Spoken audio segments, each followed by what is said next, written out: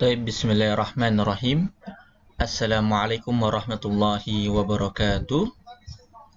Alhamdulillahi wa kafah.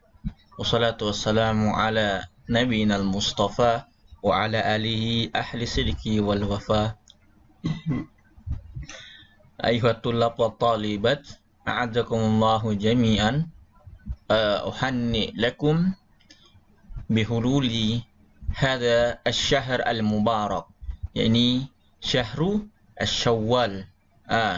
Kama qala ba'dun nas hadha syahr, yakni syahrul fawz lana ba'daan sumna syahron kamilan liman soma. Wa aidan naqulu lakum taqabbalallahu minna wa minkum, asallahu ay yakbalah kulla a'malina fi syahr ar-Ramadan al-Mubarak. Taib ya ikhwan, a'adakumullahu jami'an.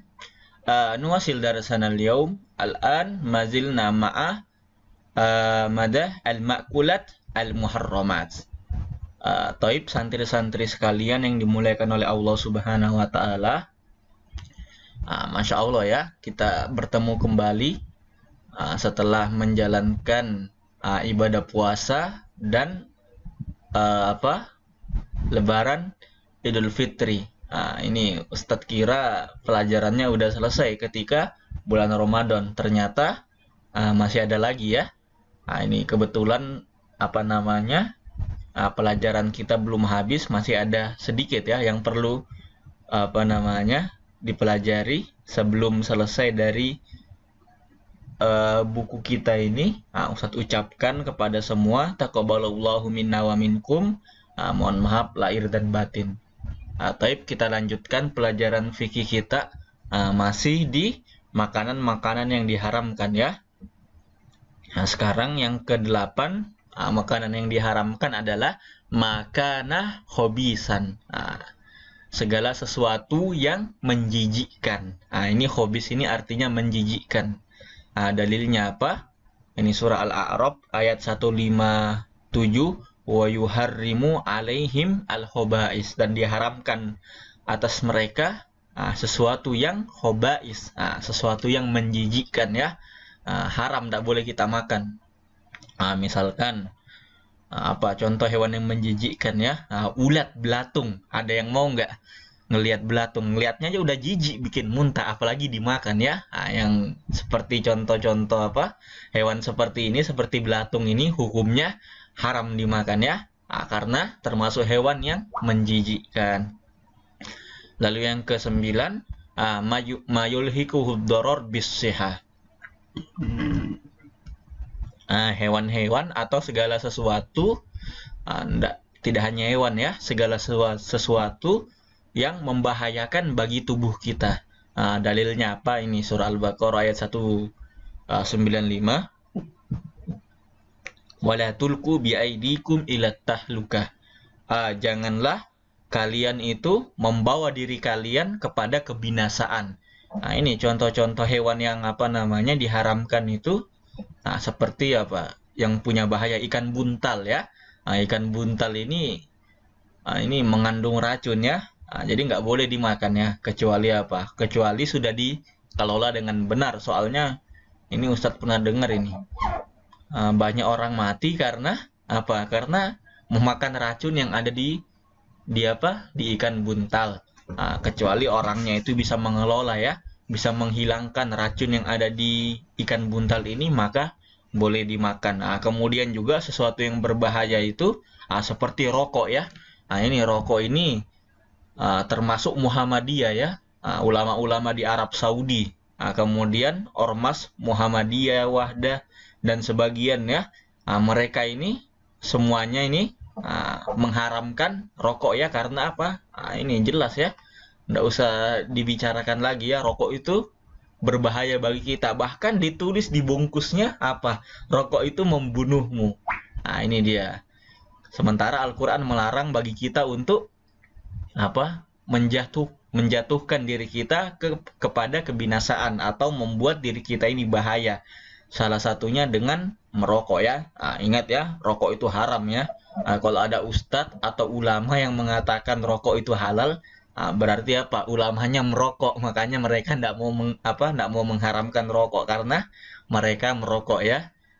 Taib itu dia makanan yang diharamkan lizatihi pada zatnya atau yang asalnya memang haram. Kemudian ini kita akan bahas makanan yang haram yang disebabkan oleh sesuatu yang lain. Ini asalnya halal tapi bisa menjadi haram karena faktor-faktor eksternal ya, faktor di luar makanan tersebut. Ini yang pertama al-mayyitah, yaitu hewan yang tidak disembelih secara syar'i atau bangkai ya. Misalkan antum dapat ini lagi kemah ya, dapat ayam yang mati, tapi tidak tahu ayamnya matinya disembelih atau enggak ya. Ini walaupun masih segar, kalau matinya tidak disembelih maka haram dimakan ya. Ini dalilnya Al-Maidah ayat 3 ya. Dari ayat ini, ini dia disebutkan ada 7 macam hewan yang diharamkan ya. Walaupun asalnya halal ya. Yang pertama al-munkhaniqatu, yaitu hewan yang tercekik ya. Baik dicekik pakai tercekik dengan tangan atau tercekik karena tali ya. Itu haram hukumnya, tidak boleh meskipun hewannya halal ya. Misalkan ada sapi diikat ya, diikat lehernya. Terus kemudian sapinya ini mati disebabkan oleh tercekik oleh tali itu ya. Maka hukumnya haram. Tidak boleh. Kemudian al-mauqudah. Ini hewan yang dipukul dengan tongkat atau sesuatu yang tumpul. Misalkan ini dipukul pakai apa? Selain tongkat, batu ya. Dipukul kepalanya ayam ini pakai batu sampai mati. Maka hukumnya haram ya, tidak boleh dimakan. Kemudian al-mutarad dia tuh yaitu hewan yang jatuh dari atas. Misalkan ada ada ayam atau sapi yang jatuh dari gedung tingkat 3 atau tingkat 4 kemudian mati ya. Ini maka tidak boleh dimakan meskipun sapi itu hukum asalnya halal ya. Kemudian an-natihah. Ini hewan yang mati karena tertanduk oleh hewan lain ya. Misalkan ada sapi mati ditanduk oleh banteng. Ini hukumnya haram, tidak boleh dimakan ya. Kemudian wa ma akalas sabu'u, al hayawan alladzi mata natijatan jarah hayawan muftaris lahu wa akalahu minhu. Hewan yang mati karena diterkam atau dimangsa oleh hewan buas. Misalkan di hutan ya, ada sapi terus ya, ada rusa. Rusa juga hukumnya halal ya, rusa atau kambing ya, atau domba yang diterkam oleh serigala atau singa atau macan ya. Pokoknya hewan buas. Lalu kita dapat ya, walaupun masih segar hukumnya haram ya. Karena apa? Karena diterkam oleh hewan buas. Lalu kemudian yang diharamkan juga malam tuzakkah zakat syar'iyah, hewan yang tidak disembelih dengan sembelihan yang syariah. Bagaimana sembelih yang syariah itu? Yang hewan yang disembelih dengan nama Allah Subhanahu wa taala. Akan tetapi misalkan orang ahli kitab. Siapa ahli kitab itu? Yaitu Yahudi dan Nasrani. Kalau orang Kristen atau orang Yahudi yang sembelih, itu boleh kita makan ya. Selain daripada dua itu, sembelihannya tidak boleh kita makan. Orang Buddha, orang Hindu, orang apa lagi? Orang ateis tidak beragama juga ya. Ini tidak boleh kita makan sembelihan mereka. Misalkan kita dikasih sama tetangga kita ya makanan yang dikasih ayam ya, dan ayamnya ini tidak dicampur sesuatu yang haram, maka boleh kita terima, boleh kita makan karena disembelih oleh orang Kristen. Begitu juga orang Yahudi ya. Itu halal dimakan. Dalilnya surah surah Al-Maidah ayat 5. Wa ta'amul ladina utul kitaba hillul lakum. Di situ dijelaskan bahwasannya makanan yang disembelih oleh ahli kitab Yahudi dan Nasrani itu boleh dimakan ya. Taib. Kemudian madubiha biduni tasmiyati amdan. Hewan yang tidak disembelih dengan nama Allah ya. amdan secara sengaja. Adapun kalau lupa, ini boleh ya. Misalkan yang sembelih itu lupa baca bismillah, kemudian dia membaca bismillah, maka ini halal ya. Kalau misalkan sengaja dia tidak mau baca bismillah padahal dia tahu dan dia ingat tapi tidak mau baca bismillah, maka hewan yang disembelih itu haram ya. Meskipun orang Islam kalau dia tidak mau baca bismillah menyembelih hewan sembelihan itu, maka hukumnya haram. Kemudian madzubiha li ghairillahi walau bitasmiyah. Ini hewan-hewan yang disembelih untuk berhala. Ini banyak terjadi ya. Kalau di Jawa itu biasanya di di Gunung Kidul atau pantai yang Nyiroro Kidul itu, pantai selatan ya, itu sering terjadi itu. Ada ini ayam-ayam, daging-daging, diletakkan di laut begitu aja untuk sedekah laut. Nah, ini tidak boleh kita makan sama sekali ya. Tidak tahu di Kalimantan ini masih ada nggak adat-adatnya orang-orang animisme, orang-orang Dayak ya. Kalau misalkan kita dapati makanan ya, yang makanan yang dimaksud ini adalah makanan yang disembelih ya.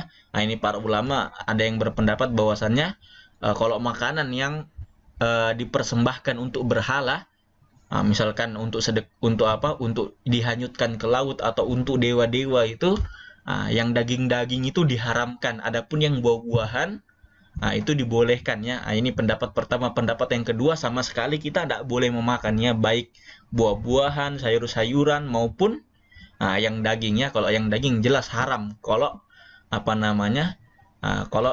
disembelihnya untuk berhala-berhala ya. Misalkan ini kayaknya masih ada di Kalimantan ini. Misalkan antum menemukan ya makanan-makanan yang dipersembahkan untuk berhala-berhala atau ya untuk laut, untuk acara-acara tidak jelas gitu, yang disembelih untuk selain Allah, tidak boleh sama sekali antum makan ya, terutama daging ya. Walaupun ada ulama mengatakan bahwasannya buah-buahan boleh dimakan, tapi lebih baik ya untuk berhati-hati, nggak boleh sama sekali kita makan ya. Baik, kita lanjutkan. Manfasolat wan kotoat jamil a'do anil jism. Kemudian makanan yang diharamkan adalah bagian tubuh hewan yang terpisah dari hewan sementara hewannya masih hidup. Paham? Yang dimaksud ini misalkan ada sapi. Ini karena kita tidak mau ya menyembelih sapinya, mau sapinya tetap hidup, tapi kita mau makan daging sapi, kita potong kakinya ya. Sementara sapinya masih hidup. Ini haram dimakan ya. Kalau mau memakan daging, harus disembelih dulu ya. Nggak boleh dipotong sedikit-dikit. Hari ini saya mau mau ekornya sapi ya, maka sapinya dibiarkan hidup tapi ekornya dipotong ya, dibikin sop buntut ya. Ini nggak boleh ya, haram hukumnya. Itu dia. Kemudian ini wayustasna salas mayitat. Ada 3 hewan yang tidak sesuatu yang tidak disembelih tapi halal ya. Apa itu? Yang pertama as-samak, ikan ya. Karena ikan memang nggak punya leher ya. Kalau misalkan kita dapat ikan, walaupun bukan kita yang potong, dapat ikan mati bukan kita yang potong, hukumnya halal ya, boleh dimakan. Selama ikan yang kita dapati itu masih segar ya. Kalau misalkan kita dapat ikan di kolam baru ikannya bau ya, bau-bau yang nggak enak gitu, sudah bau-bau busuk ya, itu haram, tidak boleh ya, karena termasuk yang hobais, yang menjijikkan ya. Bangkai itu menjijikkan, tidak boleh kita makan ya. Kalau misalkan dapat ikan di laut atau di empang atau di mana lagi di kolam masih segar, masih enak baunya, maka ini boleh dimakan. Kemudian al-jarod. Jarod ini belalang ya. Kalau belalang itu misalkan kita dapat mati dan masih segar ya, tidak ada bau-baunya, tidak ada aromanya, maka boleh kita makan ya. Ini jenis-jenis serangga ini tidak apa-apa kita makan ya, walaupun kita dapati dalam keadaan mati. Berbeda dengan hewan-hewan ternak ya, ayam, apalagi sapi, kambing, domba. Kalau kita dapatkan dia dalam keadaan yang mati, tidak disembelih, maka hukumnya haram. Kalau ikan dan jarot ya, jarot apa tadi, belalang-belalang atau serangga, hukumnya halal dimakan. Dalilnya apa? Ini hadisnya riwayat Ahmad. Uhillat lana maitatan. Dihalalkan bagi kita itu dua majid ya, dua hewan yang tidak disembelih dan dua darah. Maksudnya darah hukumnya haram ya, tapi ada yang dihalalkan apa? Wa amma maitatan. Ini bangkai yang dihalalkan adalah al-hud wal jarot, ikan dan belalang. Selama masih bagus ya. Adapun dua darah, maksudnya dua organ tubuh, yaitu al-kabid wa at-tohal, hati dan hati dan limpa. Ini yang ini fotonya ya. Ini yang kemarin ini ya, HDA. Ini burung yang diharamkan untuk dimakan ya, al-HDA. Ini dia gambarnya. Kemudian ini apa? Mana tadi? Ini hati ya. Ini hati boleh dimakan. Tapi kalau hati manusia haram ya. Kalau hatinya binatang boleh ya. Hati ayam, apalagi hati sapi, hati kambing. Ini dia. Bahasa Inggrisnya spleen ya. Ini dia spleen ya. Apa tadi? Limpa ya. Ini halal ini. Kenapa dinamakan darah? Karena warnanya merah ya. Ini karena saking saking berkontaminasinya dengan darah ya, selalu terkena darah, makanya warnanya menjadi merah. Taib, kita lanjut. Al-janin. Ini dia janin. Janin ini bayi yang berada di perut hewan ya. Misalkan kita sembelih sapi dan sapinya ini lagi hamil, apakah bayinya yang di perutnya harus kita sembelih? Jawabannya tidak ya. Selama kita sudah menyembelih ibunya, maka anaknya tidak perlu disembelih. Ingat ya, yang dimaksud itu janin ya, hewan yang masih dalam perut, bukan anaknya yang kecil yang udah lahir. Kalau yang udah lahir ya tetap disembelih ya. Adapun yang masih dalam perut, maka cukup dengan disembelih ibunya. Ini hadisnya, zakatul janin zakatu ummuhu. Ini dia, cukup ketika kita menyembelih ibunya sudah mewakilkan bayi yang masih dalam perutnya ibunya ya. Bukan menyembelih manusia ini ya, tapi binatang, hewan ternak ya, yang dihalalkan tentunya. Walaupun kita sembelih ibunya, tapi kalau hewannya diharamkan ya tetap haram ya. Yang keenam yang diharamkan adalah madubiha biduni tasmiyah. Ini sudah kita bahas tadi ya, yang disembelih dengan tidak menyebut nama Allah meskipun hewannya halal ya. Meskipun ayam, kambing, domba, sapi, tapi kalau tidak dibacakan nama Allah maka akan haram hukumnya untuk dimakan. Yang ketiga, atau amladzi yuktasabu bitoriqi zulm. Ini makanan yang didapatkan dengan cara yang tidak benar ya, dengan cara kezoliman, seperti as-sarikoh, mencuri ya. Ini banyak terjadi di pondok ini. Kalau ada yang ngambil mie temannya, makanan temannya, maka hukumnya haram ya, jelas haram hukumnya. Meskipun makanannya halal, mie, apalagi yang sering dibawa itu orang tua itu kacang, apalagi sebagainya. Kalau ngambilnya dari lemari temannya, ndak izin, diam-diam, hukumnya haram ya. Kemudian walikhtilas, ini uang korupsi haram. Al-gish, gish menipu juga ya, haram. Ini nahab, ini masalah fikih ini kita lewati. Wal maisir, ini judi ya, taruhan. Misalkan Barcelona menang atau Real Madrid menang, lagi taruhan ya. Ini kamu yang kalah bayar 5.000. Ini tidak boleh ya, hukumnya haram ya. Yang didapatkan dengan cara judi itu haram. Kemudian yang keempat, kullu ta'am mukhtalid bin najasah. Makanan yang tercampur dengan sesuatu yang najis. Misalkan ini apa namanya? Nah, ada dua ya. Makanan yang padat dan yang cair. Kalau yang cair misalkan jatuh apa? Jatuh darah atau minyak babi ya. Kemudian misalkan jatuh di apa namanya? Satu botol air ini misalkan apa namanya ada darah ya. Darah atau lemak babi atau yang lain sebagainya.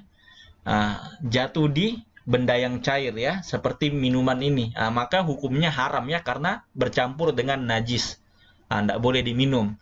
Kalau sesuatu yang apa? Sesuatu yang padat, misalkan ada tai cicak ya, atau darah jatuh di kue, dan kuenya ini padat ya, maka yang dibuang itu apa namanya? Yang dibuang itu bagian yang terkena sesuatu yang najis saja. Misalkan di pinggir-pinggirnya kue bolu, itu ada tai cicak ya, atau darah. Maka cukup dibuang bagian yang terkena najis itu. Adapun kalau air ya, karena kalau air ya jatuh ke sini sudah tercampur semua ya, sesuatu yang cair itu, maka wajib bagi kita untuk dibuang semuanya ya.